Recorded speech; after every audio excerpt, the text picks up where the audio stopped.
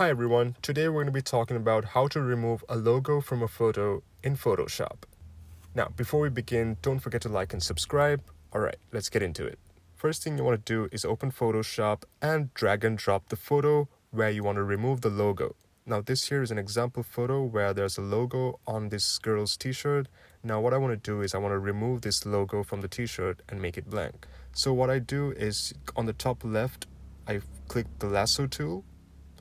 Once I click the lasso tool, I maximize the photo a bit. And now I want to trace around this logo as close as you can to the image or the logo that you want to trace out. I trace it very carefully around it, and that's it. So once that's done, you want to put the feather to around 5 pixels, and then you click Edit and go down to Fill. Sometimes your fill option might be grayed out. Then what you want to do is you go to the Layers tab here and right click your design and you click Rasterize Layer.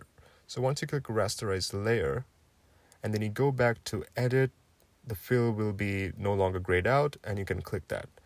And here under Contents, you want to make it content aware. Blending mode, normal is fine, and opacity 100%.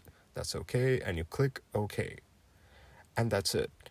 There are a few small marks again, so what you want to click, so you want to click Control D, and then you do the tracing again. So the small anomaly here, I want to trace it again, and then I click Edit, do the same thing, go to Fill, and then click OK, and there you go. It looks almost perfect. And that's how you remove a logo from a photo. I hope this works for you, and I hope you found this helpful. Thank you so much for watching.